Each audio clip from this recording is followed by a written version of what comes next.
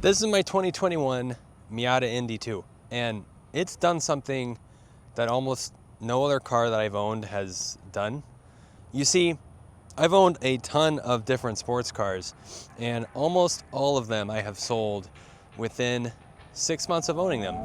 Yes, including the ones you are seeing now. But this guy has just passed 6 months, and I'm not even shopping, which is crazy as that sounds, is very rare for me. So in today's video, this is gonna be my owner's impressions, a few quirks and features, if you will. And then I'm gonna take it for a drive and go over some, I guess, surprises maybe about the car that I didn't get from reviews before buying it. And then a few things that maybe left me wanting a little bit. So make sure you stick around for that. Let's get into it.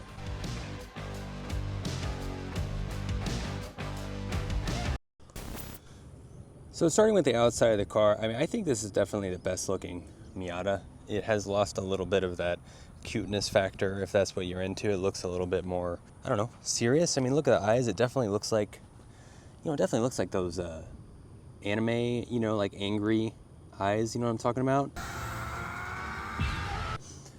Which is cool. I wouldn't quite say I find it to be like beautiful or anything like that, or striking, but that's not to say that small cars cannot be striking. I think something like an Alpha 4C obviously looks super exotic, but I think Mazda did a good job with this overall. I've said this before in other videos, but Mazda paint is a little bit slept on. I mean, mine's not the cleanest right now, but they got some good quality paint. They got some real interesting paint colors, and if you're getting one of these cars, I highly recommend getting an interesting paint color. Mine has the BBR kit, so Brembo brakes, BBS wheels, Recaro seats, and it comes with, it's a club, and it comes with, these cool splitters, which I think definitely add a lot of aggression to the car. I haven't really had any issues. The only issue I had with this car is this trim piece here.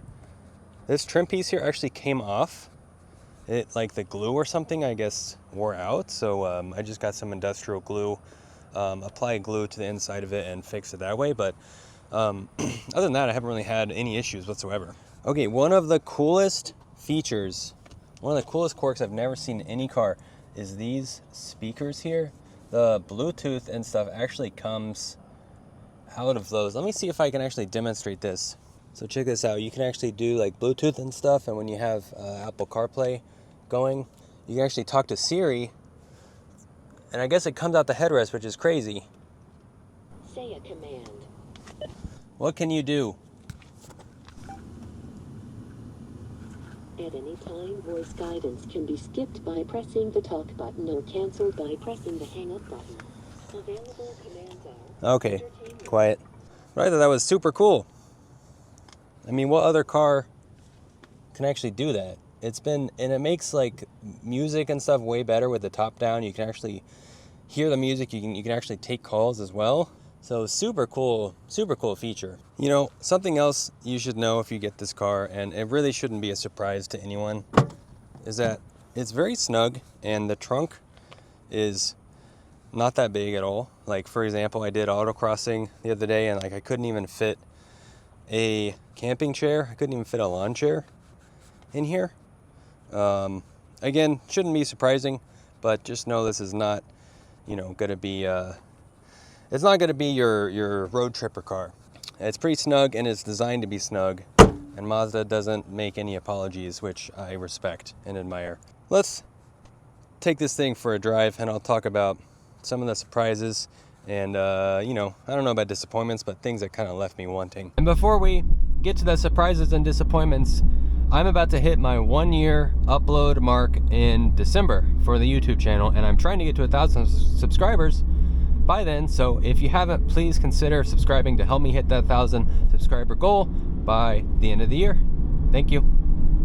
All right, so driving the Miata after 6 months of ownership, one thing that has really surprised me, even though maybe it shouldn't, but the shifter is so good. Everything about shifting gears in this car is so good. I've owned tons of other stick shift cars, and even the ones that are really good, like two of the best would be, I think, the Civic Type R that I've owned and the C7 Z51 package, both manual, both have amazing shifters, and they still do not compare to this. And what I mean is they have things like a little bit of rev hang to smooth out your shifts. They like assist you in that. They also have, of course, rev match. And I don't know the technicalities of it, but it feels like cars that have those assistance features in them, even if you turn it off, it brings a level of artificialness to the shifting experience somehow. You know, this car just doesn't have that. It doesn't have any rev hang. It doesn't have any assist. It just, it makes you live with your mistakes. And I really, really like that.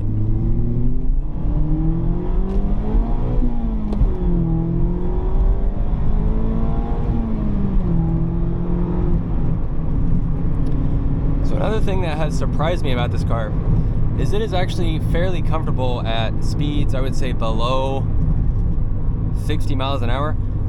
It's not a crashy car. It's not like an uncomfortable car where the suspension beats you up that much.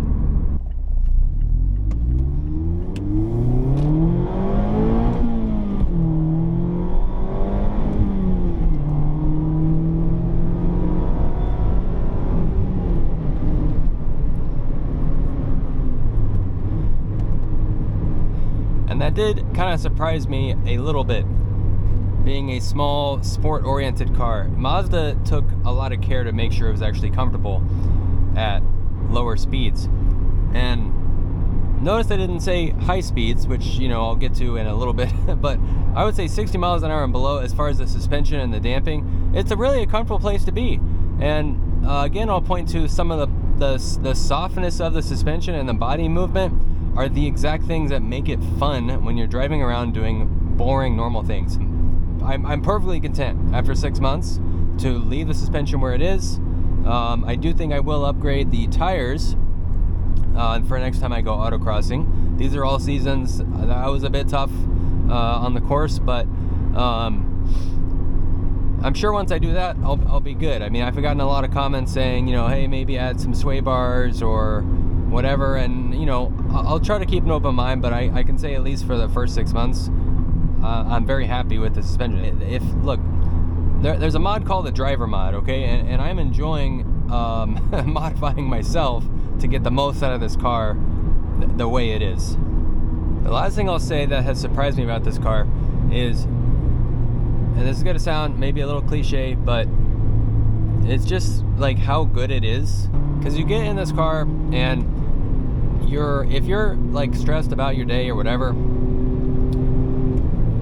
your cortisol levels will immediately start dropping. This car is like a retreat. It's like an experience. Other cars, you kind of get in and you can, you know, whatever kind of day you're having, you just kind of carry it with you when you get in the car. I think this car is like, it really is like a retreat, and I know that's kind of a cliche thing to say about the Miata, but it's true. And I guess the thing that surprised me about it is how true it was, and I'm really enjoying it. Okay, so now on to the disappointments maybe, or things that have let me down a little bit, I guess. I guess this is more of a like a personal preference type thing, but there's nothing aggressive in the way that a Miata drives. Mazda didn't engineer it that way. It wasn't designed to be aggressive whatsoever. It's everything designed to be in harmony, and that is an incredible thing about this car that Mazda does not apologize for. And again, I will say I totally respect that. So this is a preference thing, but I think I do prefer cars that are a bit more aggressive to drive. And what I mean by that is whatever inputs you put in can become multiplied. This is like a one-to-one car. Whatever you put into the shifter, to the gas pedal, to the brake, that's what you're going to get.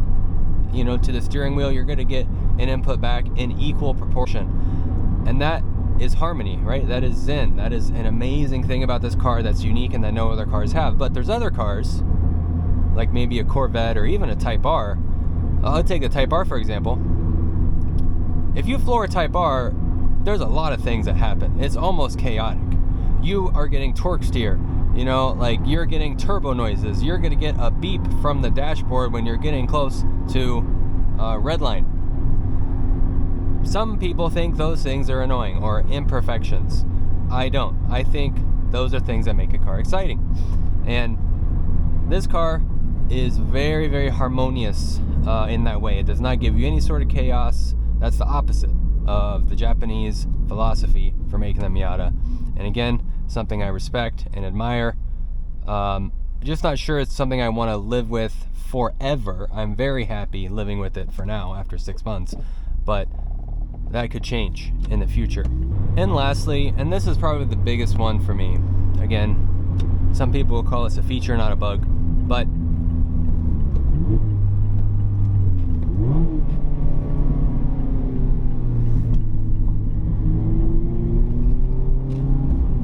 it's not the best long distance cruiser, and it's not designed to be. I mean, on the highway, in no way, shape, or form is this it's not what I would call a comfortable car. That's not to say the ride is necessarily bad. The ride is fine. That's not the issue. It's the noise. And the top is shaking and things are rattling. And it's in no way luxury car on the highway. It makes it very, very tiring. And for me, one of my favorite things to do in a car is to take it on long road trips and adventures. And even stuff like go camping in it, which is, of course, possible, I guess, in the Miata. Surely there's YouTube videos of people doing that. But it's not really comfortable or sustainable, especially with like more than one person. So anyways, guys, that pretty much wraps up my thoughts, my 6-month thoughts on the Miata. If you haven't, please consider subscribing. I am coming up on my 1-year anniversary of uploading YouTube videos, and it would be awesome if I could get to 1,000 subscribers by then. So if you haven't, please consider it if you like this type of content. See you all in the next one.